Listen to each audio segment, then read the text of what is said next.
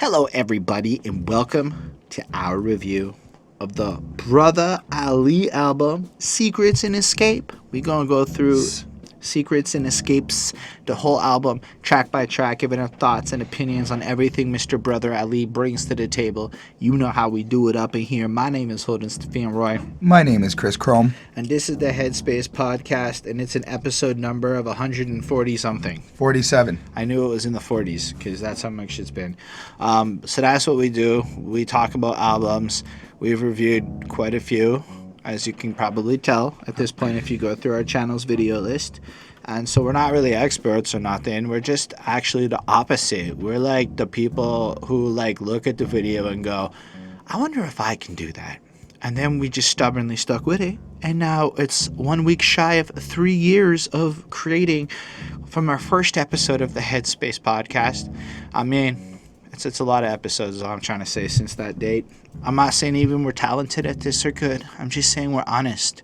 And we're going to bring what we really think to the table.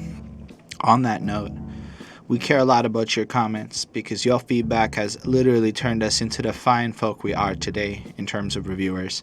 And I've become a little humbler because of the comment section, be honest with y'all.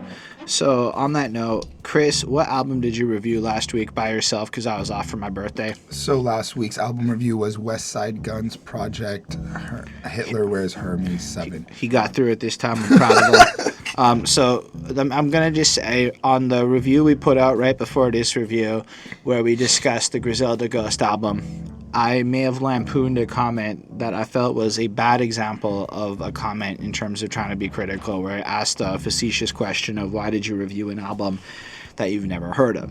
So this week, or this episode, I thought I'd be a little kinder and find a different example of a comment. And this one's from Mr. Raymond Guerrero, and I bring it up because his comment is actually really awesome. Like, it's the shining example of what you would want to say to somebody if your goal is to educate them or be helpful or maybe recognize that you can do so. So I guess it's just two sides to a fence. You can be a critical dick or you can be helpful in life. I aspire to be helpful while recognizing I'm probably a critical dick.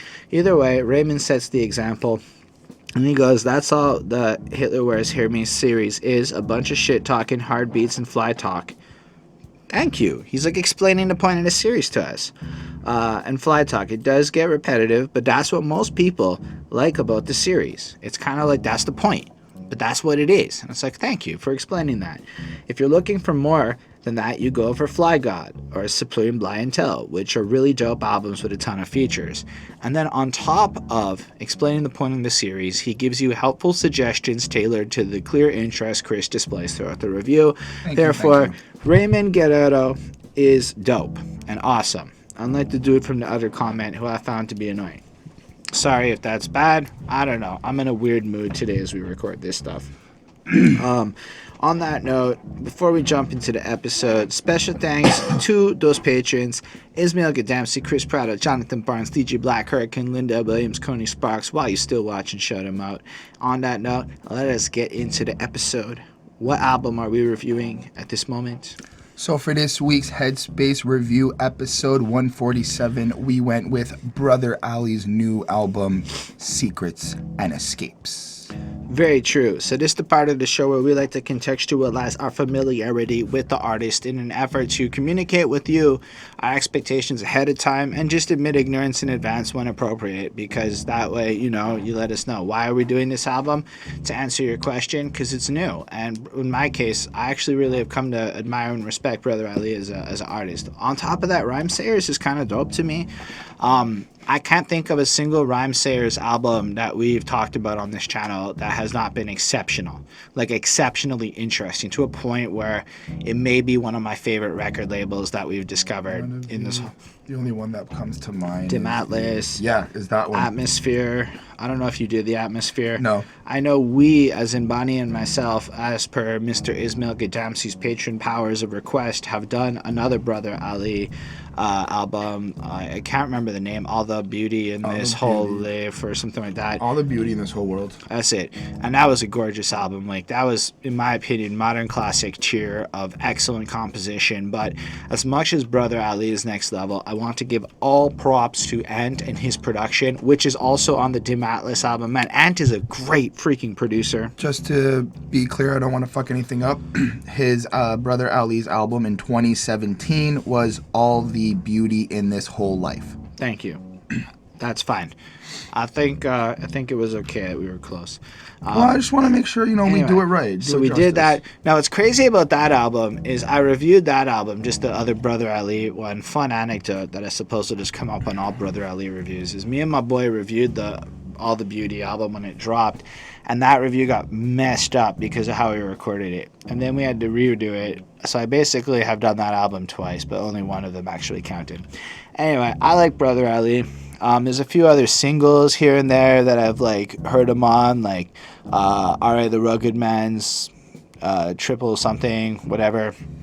It's a freaking dope track, and I come to really like his style. I mean, he's just got this crazy presence, and honestly, the stories and stuff that come off of his albums, his unique perspective as an albino individual, there's so much fascinatingness to his character, the humility in his presence, his adherence to God, and it's just, Brother Ali's interesting, but literally, whatever. I say God. I don't know. I always felt weird saying Allah as a non-Islamic person personally, but whatever. To me, they're all the same God. I don't see a difference based on my understanding of theology. You may disagree with me. That's totally fine. I just look at it the fact that he's so unapologetic about who he is and the core presence of his character, his spirituality is so strong. And this is just what I've learned, and I guess with the hindsight of this album, having heard it, but there's so much about his character that I find inspiring, and I look up to him in a way. So I wanted to just say that was my expectation almost, that Brother Ali is one of those artists that I feel just transcends most of the normal boxes in a cool way, because he just does something with hip-hop that it's almost like most people aren't willing to do. I don't know if it's that they can't do it or maybe their lives are different or whatever, but it feels fresh to hear Brother Ali in a way where it's not often you really feel so fresh. Who else is he like? Can you think of other people he's like? Well, so I'm going to get killed in the comments, but kind of like Christian rappers, just not for Christianity. No, but I mean, name a person that he sounds like specifically in his style, in his unique way. Oh, there was, if I can't off the top of the head, but I know there was one.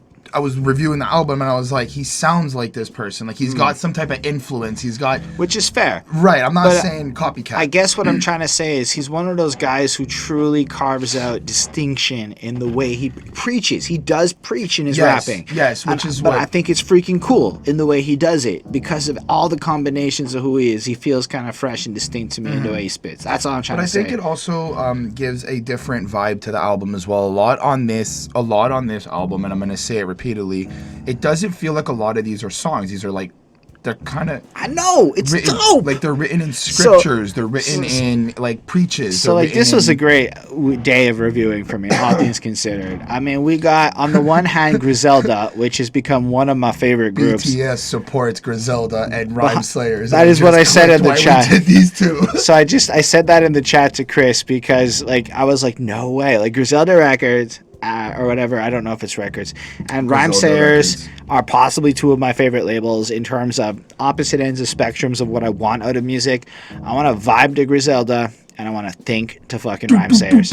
So in the same day, we get to flip from West Side Gun and Conway the Machine all the way over to Brother Ali.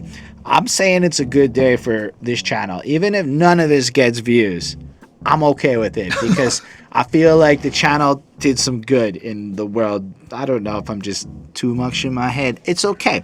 Secrets and escapes. Our egos look for secrets and escapes to cope with the dim reality of going to work all the time. This is where I think we're moving into the part where we talk about the album title and the cover. But it's actually true. I spend so much time in an office place doing software stuff, and I'm not really a coder or anything. I'm more of a digital marketing content creator. Weirdly enough, what I do at this channel, I do a version of it at my day job, and because I do this channel, I got promoted. So technically, this channel made me some bank. That's all I'm trying to say. Floss. I am. I think it's cool. It means go start a YouTube channel. You might make more money at work. It's a benefit nobody talks about, ever. I mean, Yeah, okay. I could co-sign that because like I've seen the change for me when and like, people kind of like treat you. Oh, you doing this? Oh, yeah, you're still doing this. your Oh. opinion on certain things matter now. Oh, Chris, we wanted to think about YouTube. Da, da, da, da, da. Right. I don't know fucking anything about half the questions you're asking, but Well, still. no, but I actually had a 20-minute album conversation with my manager. Like we sat down And and really because got of into that, it. he got FaceTime with his boss, which everybody knows is mad important for getting promoted. Anyway, Secrets and Escapes is a cool title. Secrets, the things you hide. Escapes, the things you almost... It almost is like your escapes are the secrets. It's like escapes often kind of represents the things we do to break the norm, whether it's healthy, unhealthy. Exercise could be an escape and drugs could be an escape, is what I'm trying to say. It's all of that to me. And then a lot of escapes in our world are secrets. And so right away, the title's like masked an illusion, right? Because it's both of these things, but it's not implying that anything is positive or negative. It's just mad ambiguous. But then you look at that cover where it looks like somebody's underwater in a black and white image, like they're trying to scream, or like some bullshit's wrapped around their face. It could be either of those things. It's water and they're drowning in their secrets and escapes. How I kind of took it. And I like that. The secrets, right, that we hold, whatever you are, whatever you feel, boom, boom, boom. And when you said about like, you know how you said the drugs and all this stuff as like Exercise. Those are secrets, right? Well, I said no, could taking be. drugs could be like a secret, right? But exercise could also be a secret. I mean, true. I mean, I don't know why it would, but maybe you're humble like that. Fair enough. The way I'm kind of looking at it is like we maybe as people use narcotics or addictive things to run away from some of the secrets that we hold in ourselves. Or what about just Netflix and Call of Duty? I mean, still addictive as well. Like video games is an addiction. Well, could be or whatever. Can be. Netflix, binge watching, the satisfaction of just being there. Like also, there's no argument about the fact that video game publishers do addictive practices to trigger dopamine releases to get you to come back. That is actually proven. But loot bags and boxes. Which Anyway, is not wrong. It's specifically designed to elicit the same response as a crack cocaine type shit. Well, yes. That's why, I mean... There's a court case in Quebec or something like that. Know about that? Well, I'm not getting into that. Battle passes, and just give me 2 minutes. Battle passes are essentially what this is. You basically get a reward after everything you do. So take Apex. You have to do these challenges to get XYZ skins, better looks or whatnot. But even if I'm complete trash, as long as I've paid $20, $15, I don't want to mislead the amount, for the battle pass, dude, I'm getting a reward whether people like it or not, and that refills my want to come back, play every single day. Same thing with like Rocket League and like Fortnite and all these other shit. The battle pass has literally, and I say this from a level of experience. I'm gonna go ahead and say the battle pass is like the end result of things, but there are a lot more things that are done. I mean, there is, but I'm saying like on a consistent basis in terms of just keeping your dopamine levels, you always get a reward. Because if you don't have the money, if you don't have this, you can't buy the loot boxes or whatnot, but you always get some type of... Where it really gets you is in the first, like, hour of gameplay on a mobile game. It's a better case study than what Chris is providing. And there's often three currencies in the mobile game. There's the base useless currency, like gold, and this number will get to like 6 to 9 figures, and so you feel like you're rich. Then there's the premium currency that can be earned in game through events, and then there's the per purchase currency. And in the first hour, you're opening up treasure chests and you're getting crazy rewards, and it's basically like an illusion to what you will get.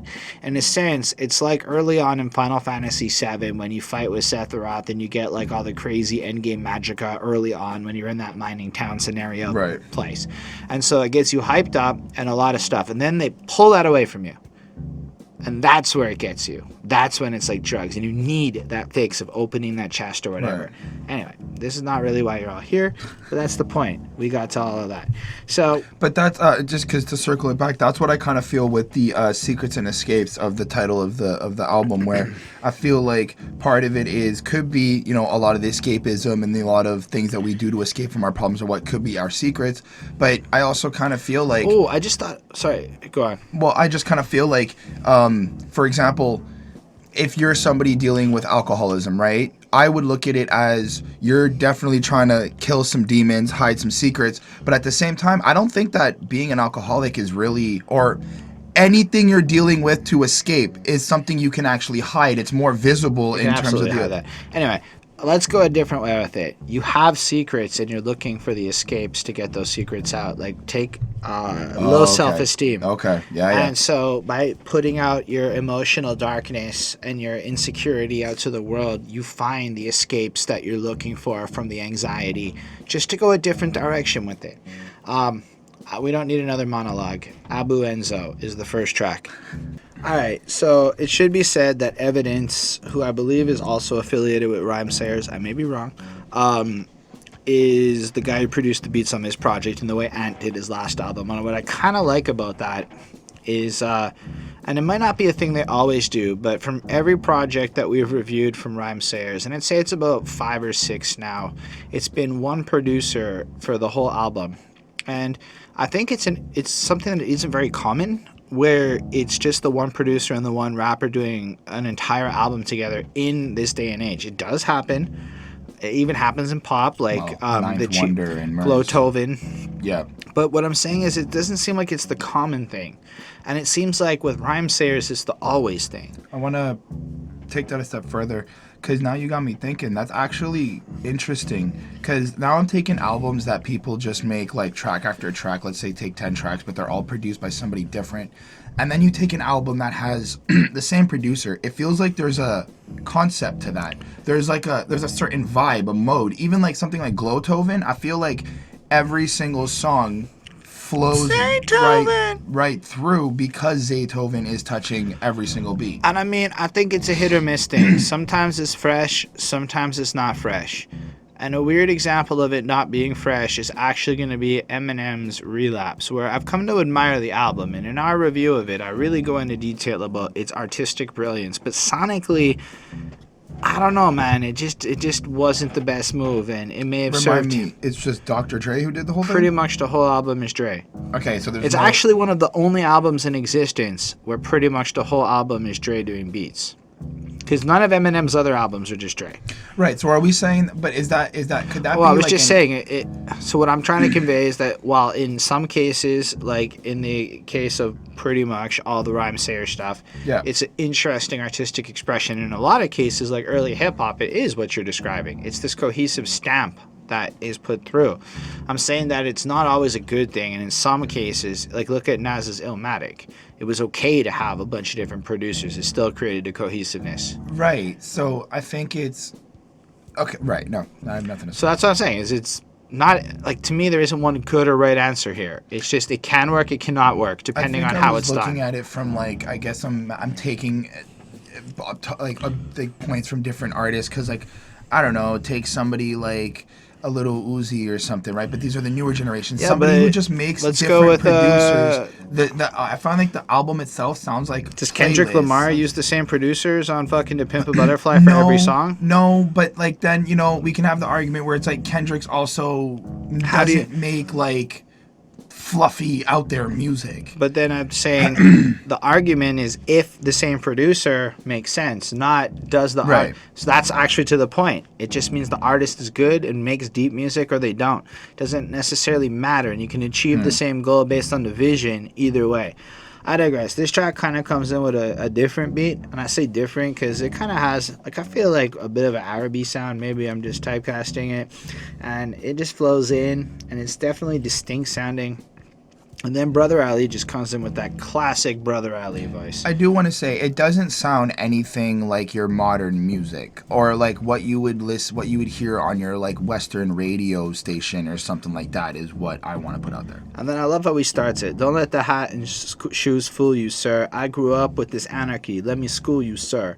And that's an interesting line right off the beginning of this album. The sir is a respectful, but slapping you in the face with those sirs. He's absolutely slapping you with it. He's showing respect through humility in the actions, and I find it beautiful. But what he's saying is, don't let my current attire, which may be looking a little maybe more religious-y and nice and kind, be a certain way. He grew up over there. He wants you to know that. Baboons are sure to move on you if you want. Sure, truth is elusive. You could loosen up to Lucifer. And I'm I wanted to say something with that, right? The way that he sets up those 4 lines, I kind of feel like he's playing the character of Lucifer with that. So he's like, hey, don't let the hat and shoes fool you. Lucifer is wearing hat and shoes, as if he's like prefacing that, kind of contextualizing that, like the devil is in modern clothing, trying to slip you away from whatever your dream is, or boom, boom, I boom. mean, it could be. I took it more like he's coming in like, don't underestimate me. I grew up in this environment. If you are not caught careful of your actions, you're gonna get clipped by Fair. environment. And then the most incredible, just the truth is elusive. You could loosen up to Lucifer. You guys heard the way that sounds when you Right. rhyme it. Like it's just really well written. And I want to say it's that type of punch on the syllables that he uses that are crazy. And then you don't survive where I've been half blind and migraine. He's albino. He's literally half blind. Different environments without knowing the signs of violence. All that nonsense is not where I've been trying to go. But your boys just gotta not to think like Idaho. And I just like, first of all, he kind of puts out that, you know, usually unless you have mad skill in game, given his current affliction and condition, you do not survive. So he has to understand the signs of violence and the complicated nature of the environment in order to thrive. But then flipping it up, that he doesn't want to go down that path of nonsense, but your boys just gotta know not to think that Idaho. And if you think about trying to go, you could be saying, it's like, I'm trying not to go to Idaho, as in it's a fucking boring ass place or whatever. Right. But the way he says it, and it just flies in, and I'm like I'm the hoe, I'm the one that you can I fuck know, over. but in the sense that it also kind of plays off on that traveling to Idaho. Like, I don't want to, you know, Right. like it's almost aimless. Or I do like how he went, and this is how I kind of took it. You don't survive where I've been half blind and my grin. Different environments without knowing the signs of violence, but he doesn't know the signs of violence because he's half blind. But he does, and that's why he has the grin, because he knows it. That's nice. And it's confident, right? That's it's nice. just it's poetic, right? Right. And that's what I love about Brother Ali's lyricism, and everything I've heard is that he's on that more poetry kick. And me, I'm a poetry lyrics kind of guy at the end of the day for my personal listening. I want to floss sometimes, like I said, Griselda's fire, but this is that gets me in the philosophical point of view type of thing. Right. I don't know, leafing through the cosmos, read it like it's Cosmo, might have been one of the weaker lines in my opinion. That's fine. It still works. I think it's more like because I like the two lines before that, right? So if my eyes are closed and I start nodding, I ain't blowing no kind of dro. I'm trying to get my drumsticks on to rock and roll, leafing through the cosmos, read it like Cosmo. I like how he's already kind of... It's really just the Cosmo line. The last Cosmo line, it just being whack. Like, who the fuck reads Cosmo? Otherwise, I agree with you. It's kind of nice. He's saying, look, if I look like I'm stoned and I'm blitzed, I'm really just trying to get into my vibe to find my soul and whatnot. And that's what's cool, because it's more, it gives off that like I don't need this to attain that sense of like peace and inside. And then there's just like the one line hook in the middle that like flows through. Which, if somebody knows what it is, yeah, please. I don't know. I googled it and I couldn't find anything. I don't know, and I even like I googled it. I'm telling you, I couldn't find anything. I tried a little bit. I tried for about 3 or 4 minutes, which is a lot when you're doing an album review for any given one thing. I think maybe I should have tried harder. But if y'all could just tell, Enzo seems to be a car. anyway. The second verse just kicks in. I love his use of shit like, yeah. Like the way he starts verses off like that. And he just feels so old school hip hop in his delivery. Like he's just feeling the beat and it's just pouring out of him. And I love that effect that he gives off in the way he delivers. Like twinkle in the ivories. You know what a twinkle in my eye could mean. Like listen to that rhyming. Like twinkle in the ivories. Twinkle in my eye could mean. Just the way he rhymes those two lines is just beautiful. Like in a literal sense of communicating effective meaning by moving shit forward. I honestly don't get what the ivories line is, but it makes me just picture white shit. Maybe it's the eyes, like the white part of your eyes, and then that's what the twinkle in his eye could mean. So he has a twinkle, and now he's going to explain it. And what defines my dreams? The second they describe the scene, I board the sight unseen and provide the means for diving with the highest beams. Ivory is like the white part of your right? eye. That's what I came to conclude. But he's also albino. Right. So it's like, it could be like a really cool play on word in terms of like him being albino, half blind because of the disease. The albino disease is making him have a twinkle in his eye, which is the ivories, which is also, that's dope. Anyway, and then what defines my dreams? The second they describe the scene, I board the sight and seen, and before the means for diving with the highest beams. So it's interesting when he plays on the fact that through his lack of sight, he can actually see deeper into the vision than what other people have, and it's dope. And then I revealed it in the silent stillness. I draw my shield, and they fought me fearless. I read about it till I finally feel it inside the secrets of my life experience. And it just feels like this growth, reflective nature as he kind of goes through it, and you get the sense that this whole album's going to be kind of introspective and going through his emotional experience of whatever. I'm still on a path and have been better than I have been if I hadn't known you. As a teacher, you mastered it all, taught us how to climb, showed us how to fall. If you should drop a line and I don't grab the call, I'll catch you on the other side when you're standing tall. And I don't know who it is that he's speaking to, because some masters go and they ask aroma, so I guess there's certain people that he looked up to that maybe turned out were a little bit false.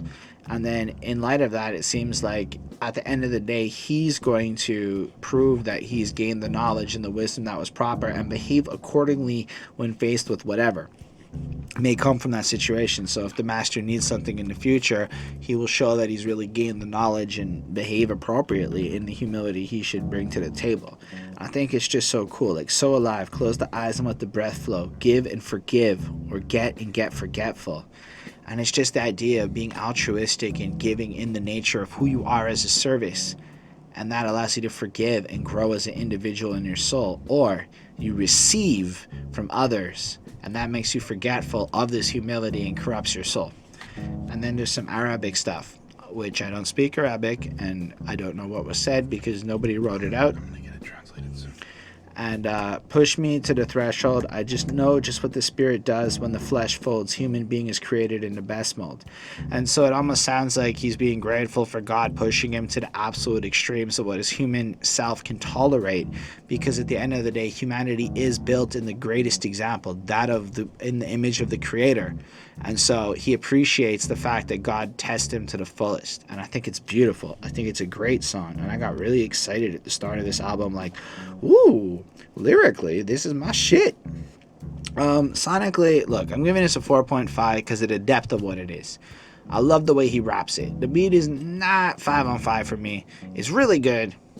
And though, in terms of you can replay it and you can feel the passion of Brother Ali, and you feel to this song, you know what I mean? Like you feel in a really deep way, and I like that a lot. And it's not the first time I'm going to say that, or maybe it is the last time I'll say it on this album, but it pretty much applies to every song. So 4.5. I gave the song a 4.2. I really enjoyed it, I think. I also want to say this is the first time I've sat down and did a Brother Ali project. I wasn't even there for the last one. So coming into this, I may have listened to the last one because I don't feel surprised from what he's saying or like the type of lyrics we're getting. So I feel like I have heard him and I have kind of an idea of what he does. But this is really, really cool. Like I was saying a little earlier, I feel like this was a preaching in a sense, like a ceremony, like just kind of out there trying to just teach you certain things, as well as expressing his life and a little bit of his experiences, really trying to just educate you on how to maybe move and how to like just kind of be a little bit more humble when knowing that there's people out here dealing with this shit. So 4.2. I thought it was a good start to the album. Let's talk about Situated. When I started dating Bonnie, I used to do this game back when I was in my early dating phase. You'd bring the girl back to your crib. Yep. And then you would play the YouTube game, where you would go song for song back and forth. And if you can sing along with enough songs with the girl, I've heard this before, you actually get your dick wet. It works really well. That's all I'm trying to say. So at one point, Bonnie's like, I know hip-hop, and throws on fucking Pharoahe Monch, because there's that song where it's like, girl, come on, shake on your titties or whatever. And I realized drunk white girls do like shaking their titties to hip-hop, like that kind of shit, you know what I'm saying? Back when they're like 20 in the clubs and shit. But she was like, I know it. And she threw on Pharoahe Monch, and I thought it was so fucking funny. Fun anecdote at times. all the drunk white girls that I've known in my life just flashed in my head. You know what I'm saying, though? Y'all know what I'm saying, too, okay? Everybody knows what I'm saying. That's how certain songs get there, okay? That's just how certain songs get to number one, is Drunk white girls flashed. yeah. Anyway, so this song kicks in, and I definitely feel like I like the beat a lot more, and it just kicks in real proper. right away you get, let's get it situated. I spit directly from the people that originated all of that shit you fake and think that imitation is amazing. You need to fix your faces quickly for your spirit get eliminated. Oof. And that's Brother Ali essentially coming in like, yo, I'm from the old school. I'm from that raw hip hop. I'm from that, you know, Right. in the line of the education, in the Right. line of the spirit of, let's say, KRS-One and all these other cats. Like that, that's what I'm taking from it. And when you look at a lot of the people that come in and take from the culture, which I'm going to assume based on the last track, it might be the people who take from the culture rather than give to the culture. These people are who he's coming at here. And the fact is, if you're faking it and whatever, it just smells a certain way. Everybody knows it if you're a real one. And so I feel like the way he just comes in and he's like, yo, you think you imitating what we do, but you're not. We're going to murk you because we the real. I've been initiated strictly by invitation to the order of the samurai. So this is sacred. And I love that. Which is cool. Because it's basically saying it's not like you can just wake up one day and be hip-hop. You can't just wake up and do this. You got to basically earn your way in. You have to earn it. You have to prove that you're serious enough to have people take you seriously. And it is a sacred art form. You may say anything about this, but we don't put all this time into these reviews trying to learn, except for the reason that we know that hip-hop is sacred and should be taken that seriously as an art form. At least I think that. My next favorite line on this is when he goes, every line is a poem. I'm like, damn, he is that deep. I respect it, but to make his lyricism poetic and to make that like a prime focus for him, I love it. And to me, it's just really cool. And I don't know, he flows around through, he's been around the globe, always finding pieces of me, reason to breathe as deep as the sea, pay the ticket price and speak it for free. Lay my head on the bed and then eventually dream of the key. I arrive clear, no die here, but the colors of the tears cried here might appear on my beard. And I like that. He goes around the world and he's trying to look for his freedom, maybe his escapes and whatnot. And then it kind of gets to the point where there's still this pain in this stuff and he can't hide who he is in light of the fact of everything.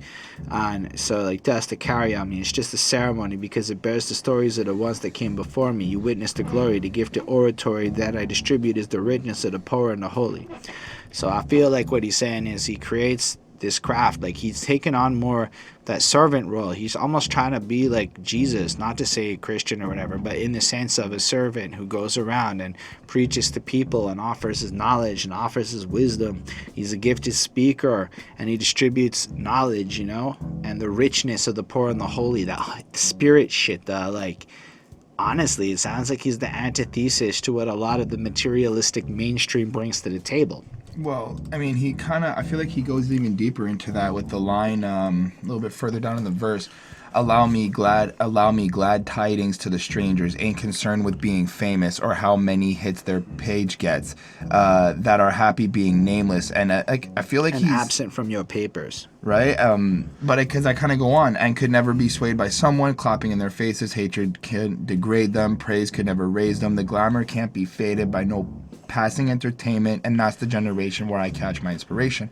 I feel like he's trying to also speak out for these types of people who... It's almost like back in the day there were so many people who have such great talent that were just okay contributing and creating and almost like I feel like he's taking the weight. I feel like he's trying to also present that he's carrying the weight of these people who can't speak up, who don't feel like they know how to, and he's like, I got you. You can carry with me. And on top of that, saying that there's just like, if you look at fame or whatever and the cost of fame and what you have to do to get into that world, he's not that. And there's so many people that never compromised their integrity and never really got a voice because they stayed pure to who they were. They didn't degrade other people. They stayed on that positive. I mean, like Pusha T and No Malice are pretty much, in my opinion, equally talented. And, right. But like people want to hear about the crack dealer. People don't really want to hear about the God bars. Mm-hmm. So one guy gets a lot more views than the other guy.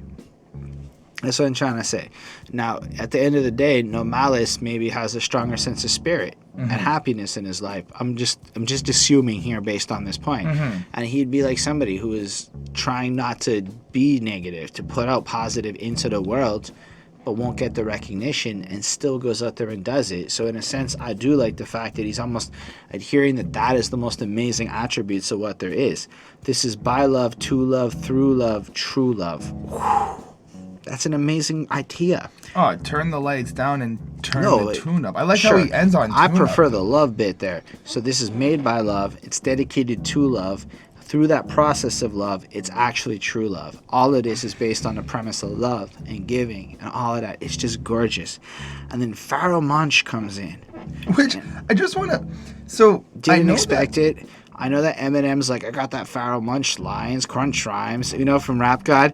And then I heard this shit, and I'm like, oh my gosh, Eminem is actually doing that. This is the Pharoahe Monch rhymes, crunch rhymes. You know what I'm saying? That's what you're getting in this. Which I like the flow and the presentation, but like, hold on. So Brother Ali is like kind of savage, but at the same time also not in like your generic, savage way. I'm the ticket that get you higher than a mezzanine, nosebleed, methamphetamine, USDA grade total. I'm already like, when did we get to the horror? Like, not saying this is horror out there, but like this is completely different than like he's some basically saying my quality gets you high. USDA grade totally. I'm just saying. If you hold the world, you know what I mean. Promethazine fiend. Watch women in Lululemon. Female geneticists. I study girls in jeans. I like that. So what he's saying is, I'm that dope. I get you high based on my lyricism. Now keep in mind, Pharoahe Monch is that OG in terms of his legacy in the game. Right. He had hits in the 90s. Right. So that's cool. He can come in and say that my music is dope because people already think his music is dope. And he makes a bunch of drug bars implying that. That's fine. A lot of people do that. And then I like to watch women in Lululemon because I may have a girlfriend, but when a lady in Lululemon bends over, I personally don't hate that experience. Female geneticist. Okay, so he's a geneticist studier of ladies. He studies girls in jeans. It is not the most creative way he could have said that, but it is pretty dope because the genetics of a girl is her genes. So he studies girls in jeans. Anyway, it's okay. The weed violent with the double entendres. The weed whacker that'll strap the bong and hit ganja. Yeah, then cut a rug before I drink Mary's blood. Yeah, that's pretty violent, dog. I'm sorry, but that's not violent. Is that regurgitated, praise it, then raise the murder rate in the club? Sociopath, I will slice the tat off a thug. But that's what I'm saying. Like, when did we get to this? Like, where?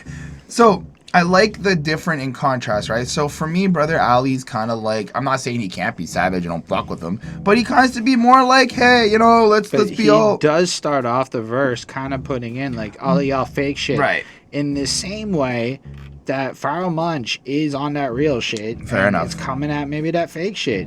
And he's saying, yo, listen, on top of the fact that I come in with the drug bars that are better than yours, I'm also going to come in with women bars that are better than yours. And now I'm going to come in with violence bars that are better than yours because I'm fucking Pharoahe Monch. And girls, come on, shake up your titties. I'm sorry, but that song is so good.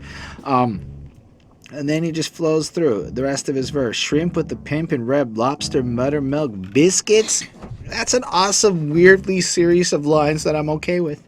It just sounds good, man. I like how he ends the verse, though. But it's just the way he flows this verse is so cool. Like, I want to do a Pharoahe Monch album. So y'all watching this who know Pharoahe Monch, tell me the album that's actually dope that will get us the most views. I don't know if that's his best one, but the one that's the most well-known. Because sometimes with these older cats, like the best album isn't the most pop album, and then we review it and it gets like 47 views, and I'm like, eh. And then another one will get like 1,000. So it just depends. Sometimes the popper moves. Anyway. So which one is the coolest? But I like when he goes on facts you couldn't when he goes on with like I'm the blacker bit and he goes on it. I'm blacker than running numbers and Susus on a cruise with Patti LaBelle screaming church hymns and blues. The fuck's blacker than that? I'm like, that's a pretty specific visual. I like the following line. Came out the room on Halloween with an infinity for 13 and black cats. I was like, all right, I can see why you're like into that type of theme. Does it get any clearer? Walk barefoot under ladders in a house of broken mirrors. I really like the like he's consistent with that theme as well as like giving you all these visuals of like a haunted house type thing. What? I feel like there's literally nothing horror until we get to that point. that is, it, like, in my opinion, I'm talking this whole part. I'm not saying anything else about the other verse. I'm saying came out of the room on Halloween. Like this well, horror basically, theme he's was cool. gone like 2 to 3 lines on a subject, flipped it the whole way through the verse. Listen, it was just cool. I like it. That's it. That's fair. That's it. And how he says space-time continuum That's at not the a haunted minimum, horror thing. math at the helium gas / Right. malware, So he goes into science bars right after. which is dope. But I like how he. And you're right, because malware is also technical, and it could make your hologram crash. As in, he's basically coming at you, and he's polluting the fake image you put out to the world with his real shit. See, bars. He totally gets why you fear him, because he existed before the Big Bang Theorem. Bars. Yeah, it's pretty good. I mean, I'm gonna say it's like 8 on 10 good. Like everything about it follows the rules of good. Okay. In a dad joke kind of way. There's a little bit of goofiness to it. Fair enough. Because like Brother Ali's coming in with this energy that's like, oof, and then Pharoahe Monch is like, oof, but it's not the same level of oof. I don't know. I think it. No. I think Brother they're Ali, the same level, Ali but it's took because this. but Brother Ali came in with like the oof. Exactly. But the Pharoahe Monch, the like, it's the same oof, It's but it's not. on a different tone. It's just a like, less good one. Oh no, it's not. No, It is a less good tone. It was. I like Pharoahe Monch. I liked just because it was like chop you up. No. Don't I fuck know, with me. because that's your favorite. I'm saying objectively, I think what Brother Ali had to say was more profound. Because it was a focused verse that really had a progression to it, whereas Pharoahe Monch just kind of proved he could do a whole lot of puns, a whole lot of bars, and I get that, but I am not sold on the message of Pharoahe Monch's verse. Okay. I'm sold that he is a dope rapper from another time, right? And I'm not saying that. I'm saying like I know he's from another time, and actually his lines are fine, but name anything in Pharoahe Monch's verse that was like overly profound in like wow. I mean, I'm not. Like that's what I'm saying. So it was cool because on the one hand, you're right. It is a juxtaposition. You Right. get both styles on the same song and kind of reflecting two Right. sides of the old school. I respect it. It's totally cool. I actually gave this a 4.5. I really like the song. I liked Brother Ali more personally. I also gave it a 4.5. I really enjoy the energy that came Oh, into and this the track. beat is way better. And yeah, like the beat has more of a liveliness to it, which I enjoyed. So, All right, the next track is called Greatest That Never Lived. All right, so we are into a shorter track. So I feel like an interesting thing on this project is that the song structures aren't necessarily consistent, although there are a lot of 1 or 2 verse tracks. I don't know if there's a lot of 3 verse tracks, but this is definitely more on that one longer verse experience, and I think it's really cool. Like you're walking through his mind frame. But what do you think, Chris? I really did enjoy this one. I like something that I really liked about the concept of this song is that how he kind of took away from himself. I'm gonna start from the end of the verse just because it's really what kind of stuck out to me when he plays on this idea of wearing like a Halloween costume of where he is in himself. I'm just trying to figure that. I don't have a soul. I am a soul that got a body. Flesh clad like human being is what I'm dressed as at a costume party. I decide to go with a half blind albino eyes, red rhinestones. I choice, you already know, that ain't the topic though, greatest that never lived. That right there really, really stuck out to me because I like how he's kind of saying like he's the best. For me, I interpret it as he's the best rapper, but it's not really him that we perceive. It's what's inside of him that makes him that good. It's how he feels, his spirit, his experiences, and that was something that really, really was cool to me. I kind of like look at it like for that part, he's reflecting the fact that the core of who he is isn't the flesh of what he is, and Right. this is like a more of a like a religious kind of perspective on that, where he's saying he is the spirit and his body is the vessel, and in light of that, he looks around at human being. He's a spirit dressed up as a human being, like it's Halloween, and he chose to be like a half blind albino, eyes redstone, eye choice. Yeah, you know, like he decided this was going to be the outcome, and it's honestly an interesting way to elevate living with something like being albino, right? I thought that was really cool. Like you could look at it like this is an affliction or this is a negative circumstance, or you could look at it like you're a soul that embodied these characteristics because you knew it was the right choice for whatever, or like, you know, is you're almost in guise, you're hiding from what you're supposed to It's be. like a positive spin of feeling like if you feel down about your condition and whatnot, you're putting a positive spin on it to make yourself feel like, oh, it's like a coping mechanism. Right. But I do believe that the way it starts, it's like, you know, very powerful. Like, my heart submerged for my tongue started surfing concerning how one person bird's worth unearthing. And that's fascinating, right? Because it's like I'm Just taking... the way he says it. But it's also what he's saying. So it's like I care a lot about what is being said and the purpose of it, and how can I achieve a point of saying something even worth saying on these lines. Like a 2-verse sermon perched up in a 20-bar memoir of a whirling dervish.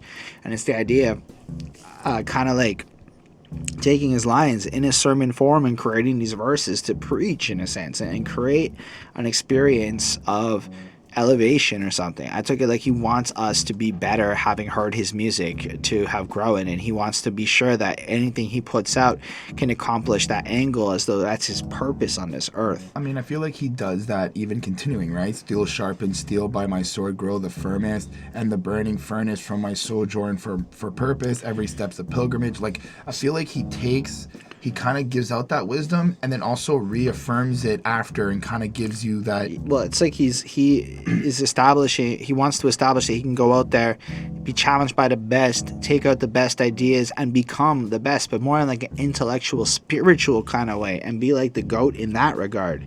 And that's fascinating to me. Like, special ed who never read the syllabus, still got it made and getting paid is off how real it is. So evidently, in a more conventional school way, maybe he didn't do very well. He was in special ed. But at the end of the day, regardless of him not following the conventional path, he's getting paid. That's how real his current life is. Have you ever witnessed a man with sure hope in his glance, short cordless in his hand, eyes closed wide open, with lines quoted from his inner scripture, a militant chant, illustrate an image in an instant spit, a gram? It's basically like he's describing himself here. Have you ever seen somebody like him, and his eyes might be closed because he can't see, but they're open because they're literally open, so he can't see the crowd. He's just spitting and he's caught up in the moment. He's just pouring it out, and it's just freaking good, man. Never short status, crack a higher plane. Why complain? What type of chain, trophy, or walk of fame can they grant me? I spit it so Grammy that my mimics win their Grammys. And I thought that was a fascinating line. His shit is so good, so proper, that the people who jack his style win Grammys. That's how powerful he is, you know? Overall, I just thought this was a brilliant track. I thought it hit really hard, man. Like, every line has just got this powerful feel to it, and we could go through every line and it would just be like that. But the sentiment is really, he comes in with the integrity and the purpose of who he is, culminating to the fact that it's because he's a spiritual being motivated by the essence of his soul, as opposed to the physical flesh of the man that he is. Can you just break down the understand me, I'd rather be kinged on the balcony than Abernathy? I don't know. What's Abernathy? Oh, apparently he'd rather be assassinated like Dr. Martin Luther King than survive like King's mentor and friend Ralph Abernathy. When I Abernathy would go on to help negotiate compromise. This is Globe 2 on Genius. Thanks, homie. Negotiate compromises between the U.S. government and minority groups, to which it seems Ali takes exception. So what it sounds to me like is he'd rather go out and be assassinated for staying true to his principles than to compromise with the oppressors that did the bad things. And he'd rather be a martyr than compromise. Nice. I don't know, man. I thought it was pretty cool. And I mean, the Genius annotation helped, because I don't think I would have caught that line otherwise. Either way, I like it a lot, man. I gave it another 4.5. I'm just caught up in the passion and power that comes through with the words. I as well gave it a 4.5. I really enjoyed the way he kind of delivers everything, how he just kind of questions his skills and improves it, and then makes that whole like energy flow of just, this is who I am. And I feel like the song is just kind of solidifying him. So 4.5 on 5. Awesome. Next up, we have Father Figures. Honestly, this is the best song on the album so far, in my opinion. It is a 5. Just off the jump. Now you know. I mean, full-grown father of 4, still in search of father figures. Oof. Right away. Like, that's the kind of song it is. And that's an interesting lyric. So he, as a man, fully grown, he is a father. He has 4 kids. We learn their daughters later on. But he's still in search of father figures, as though even if he's in the role, he still needs that guidance. He still feels inadequate, maybe because he lacks a father in his life. Or hard to feel at home here in the body that my trauma lives in. Self-hatred's still my opposition. And I could imagine that, I guess, in this case, commenting on the albinoism and how literally strenuous that may be on his soul. It's hard to be at peace with that. You know, he's got self-hatred that he battles within himself. And honestly, as a person who has self-hatred that I battle, I can relate to that. And I feel like it's very human of him. More people should be putting out their insecurities like that because it helps us all relate. I chop a parcel of the wisdom I've been given out of talk to rhythm. I'm not a victim or a liar, and I'm not afraid. And that's when it flips on me. That's him being like, yo, in light of all of these circumstances, I look for the wisdom. That's what I go for, not anything else. And he, you know, lays that atop the rhythm. So he takes the wisdom of his experiences and lays out verses and songs for us. But to clarify, in light of all the hard circumstances, he is not victimizing himself. And he's going to be honest with us, and he's not afraid. Offer me a kingdom, and if it's wrong, I'll walk away. You can't tempt me into the bad way of life. I will stay a man of my principles. Which I found was a really cool line. And then the next lines literally fuck me up, man. I know my talent versus fame isn't adding up. I agree. It's really weird how not famous Brother Ali is considering his talent. Like, honestly, it's really weird. Oh, right, he's a man of principle and integrity. Whoops. Folk that know me throwing shade said I ain't wanted it bad enough. And then he goes, and that's fair, right? You're saying if you really wanted it, you could have had it. Seen so many change and get strange for the spotlight. If that's what you mean, brother, you couldn't be more right. So what he's saying here, and he does it cleverly, is that people criticize him for basically not pursuing fame in the ways that will work. There are a lot of ways that will work. You think if I don't get a face tat, it will help you? 31-year-old dorky crowd, whatever, got a face tat? Of course it'll help me get virality. Right. All sorts of strange stuff you could do. I'm 32. Sorry, not 31. My birthday just passed. I shouldn't be having a face tat, in my opinion. I'm too old for that. But if I did, it would be strange, and it would get me attention. But the point is if compromising my integrity and doing wild out shit for the sake of fame is the only way to achieve fame in my life, he's not willing to do that. And in my own self, I feel like I'm not willing to do that. That isn't the way to get it. So he exemplifies the fact that he turns away kingdoms that expect him to compromise his integrity, even though the offers may be on the table. And in light of that, people criticize him for it. But he says, like, listen, your criticisms are correct, because if you expect me to do that to get that, then that's not worth it. And essentially what he's saying is, it's fucked up that with the talent that he has, he can't have the fame because it's really about the shenanigans. And that's dope, man. But it's cool how I like how he's very strong on that part, though. That really does, like, kind of show you some wisdom on how to just stay true to yourself. Like, kind of like calling out sellouts and shit. Like, you should just be grinding and working on what you think is good music and what you want to present instead of trying to do something gimmicky. I mean, I'd say that's true for everything in life, if you want to talk about it. Like, I'd rather feel shame as an embarrassment, not good about myself, than an atom's weight of arrogance. So rather than embracing arrogance and maybe going down that path, I'd rather be ashamed of who I am. Right. Mention death's name, prepare for it. And fear in an atheist describe the God that they don't believe in. And I'm like, oh shit, eh? That's true. Atheists do spend a lot of time personifying and qualifying a God that they apparently don't believe in, yet they seem to know so very much about. It's so very fascinating. Anyway, that's a dope. The verse kind of like, you know, I know we come from a source that's much realer, a cause that all sleepers keep concealing, seekers overcome the amnesia. So in a sense, they rep the real reals, and those who want the real real will get it, regardless of what the fake people say about trying to mask the real real from existing. Then there's that beautiful chorus, which is a chorus more in tone, not necessarily in specific words, because it plays twice, but he changes the specifics. But like, it's like, feel the heartbreak bleeding through all my songs. You do, and it's beautiful because it's so honest and it's beautiful poetry. My atmosphere brothers brought me along. That's true. Rhymesayer's Atmosphere founded it along with some others, and it's very cool. He's showing love like that. I carry on for the love of love and for the hope of hope. I feel it from above and hold the moment close. And it's just beautiful, you know, the way he lays it out. Like, God is here, and I feel these things, and I try to go through it almost for like hope's sake, because it's what I have to do. I have to keep going through it. Anyways, kind of goes through it in the second way, shouting out some other reference. I wasn't sure about who he was calling on the second half of the chorus. The second verse, I don't think we have to really go through line by line. It's kind of more story-esque. He got a knock on the door from the FBI, and they harassed him and wanted to kind of like invade his time. He was in his pajamas with his daughters, and he's like, yo, listen, if you had real questions, why don't you go through my manager, my lawyer, my people? Like, what are you doing? You're coming here to embarrass me in front of my children. And the FBI officers are like, yo, we're doing this to keep people safe. And he's like, if you really trying to keep people safe, then how y'all bombing the fuck out of people in other parts of the world? Y'all are full of shit. Kind of get where he's coming from. I like how he's kind of contextualizing this, like, stand up for what you believe in at all times. Like, no matter what, if you get like that, random, let's just call it random FBI search, right? But shows it's not up. Random. It's because he's been to places like Iran and things like that. No, of course. I'm saying, like, I'm trying to make the point of, like, this could be like a random flight and he just gets searched. And then because he's getting searched and they say something and he engages that conversation, he's still fighting for what he believes in every moment is really what I'm just trying to point out. And to that end, according to him, he's like so high on a security risk, he basically can't fly because of where he's been.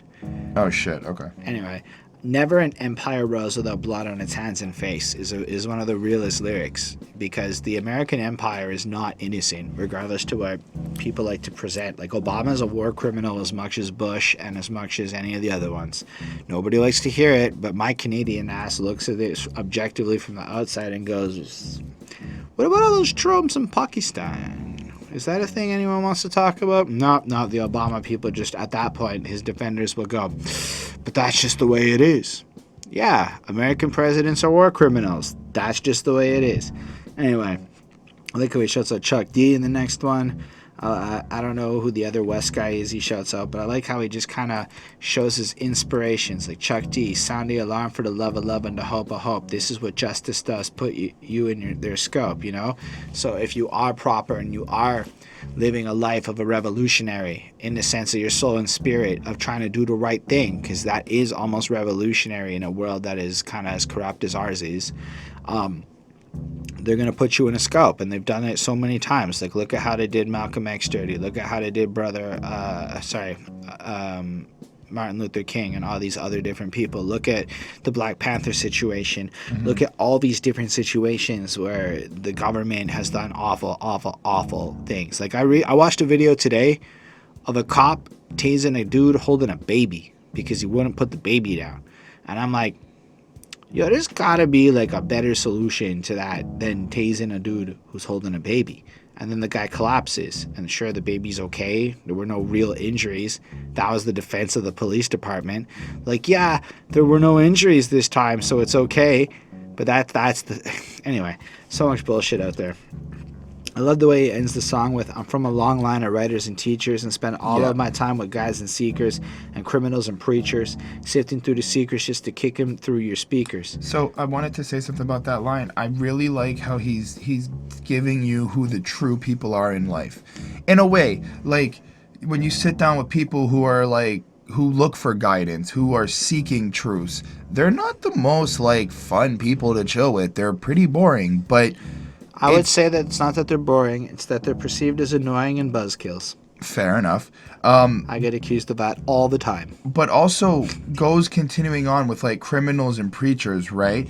And it's like, to even think that you should be sitting down with criminals... Of course you should. They're fucking smart. Well, right, but I'm also saying it... And understand why they are criminals. Understand empathy what put them in that situation. But that's exactly my point. It's like, you really want to see... You really want to get the answers to life. You really want to get the answers to, like, what's really going on in the world. Talk to the people you fear the most. In a way, like, I'm not saying I fear preachers, but it's like... But it's a matter of going from all walks of life. Like, you can't just talk to you have to talk to the rich, to the poor, to the this, to the that, to anybody that's willing to teach you and educate you in order to get the most profound look at the human experience. I like this song a lot. I give it a 5. You give it a 4.5. The next track is called Apple Tree Me. All right, Chris, how do you feel about this track? I don't think I completely understand what this track is, but I think it's a cool way to kind of show, like, there's different avenues you can take instead of having to be violent. Apple tree, Brother Ali kind of goes in, apple tree me, they throw rocks, I throw apples back. Like, for me, that's kind of like, you're turning the left cheek in a sense. You're not really responding with other violence. You're trying to respond in a peaceful way. Yes, you're throwing apples back, but apples are nutritious, healthy, whatever. If you're ruffling my people's leaves, I guarantee that I'm going to stab your ass. Which, yes, now we get into some type of like violent act, but I feel like it's this warning more than him actively being like, let's call it thuggish or whatnot, right?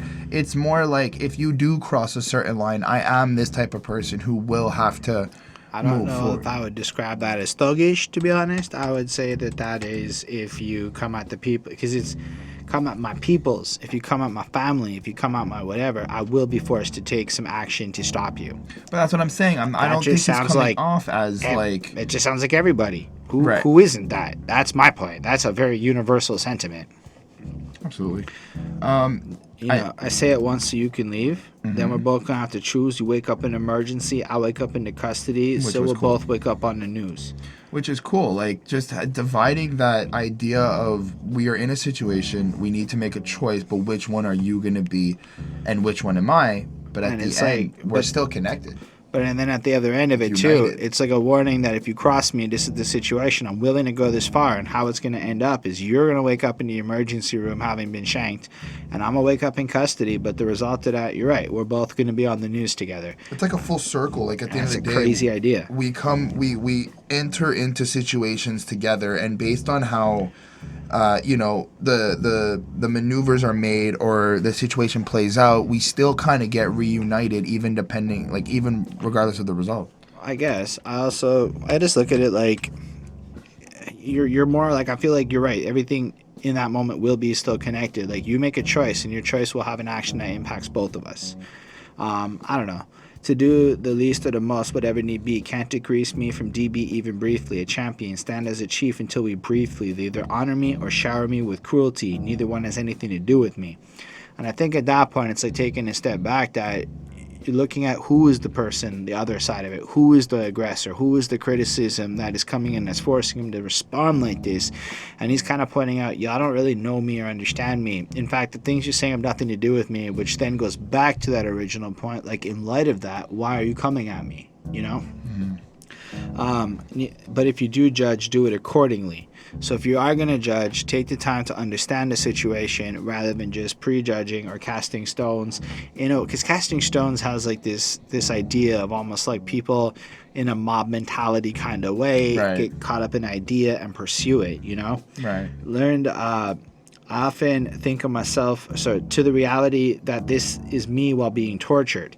So he is a person, but he's also in a state of mental duress. He feels like he's being tortured. So if you are going to judge him, just take into consideration. It's not like this is like some happy person out there trying to, persuade people of negative shit.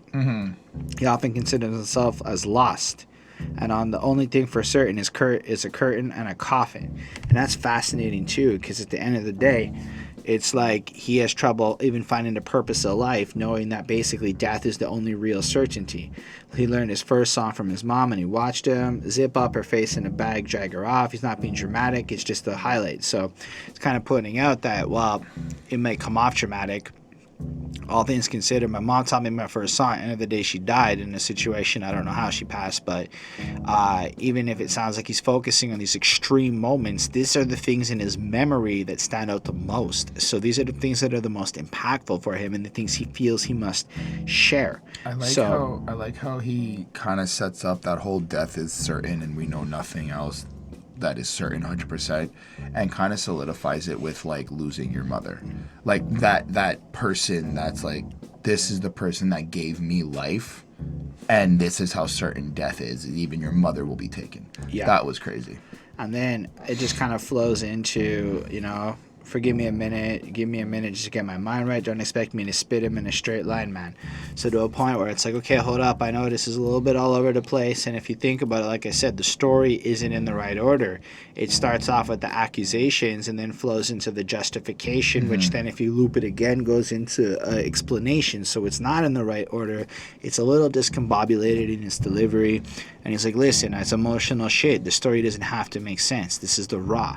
And then it flows into that beautiful outro from C.S. Armstrong where he's like, I ain't scared no more. Done seen the worst of the worst, I ain't scared. It's just the sense of, I've been through so much, I've hit the bottom, and now it's almost like I can rise, and I don't have that fear because I know how hard it can be in a sense. I thought it was nice. It was short. It was powerful. And it's another 4.5 for me. I like the free-flowing, the free-writing flow of it, like a stream of consciousness. Kind of like the whole, like he is trying to get out this one message, but the way that he's just presenting it is kind of like jumping around and connecting. That was cool. I gave it a 4.2. Anyway, this is going to be the end of part 1 because we're like kind of halfway through the album. And that's what we've been doing, these 2-parters. So that's cool. Thank you all for watching so far. It means the total best of the world for y'all. How to said that bad. Thank you for being here. Feel free to leave us a comment with anything you thought, how you feel about the album so far, anything like that. On top of that, you can like the video if you did, or you can subscribe to the channel for more reviews. And if you do leave that comment, we'll make that effort to respond. Special thanks to the patrons: Ismail Gadamsi, Chris Prado, Jonathan Barnes, DJ Black, Hurricane, Linda Williams, Coney Sparks. They're dope. They helped us get a new camera. If you're watching this or listening to this on Spotify, they're the reason we're there. And that's pretty dope that we're on podcasting places. Our website is going to come soon. That's also courtesy of those people. Everybody over there is wonderful. And they get to tell us what albums to review. So this week we're recording a Coney Sparks request. So yeah. Anyway, that's dope of them. We also put out music. You can check that out on this channel. That would be real dope of you. Let us know what you think. It's also on the Spotify. In my case, well, you can look up Chris Chrome. You'll see him. Holden, Stephan, Roy. You'll find me. That'd be real dope of you. Let us know what you think. On that note, we're going to get ready to record part 2. So live long and prosper, everyone.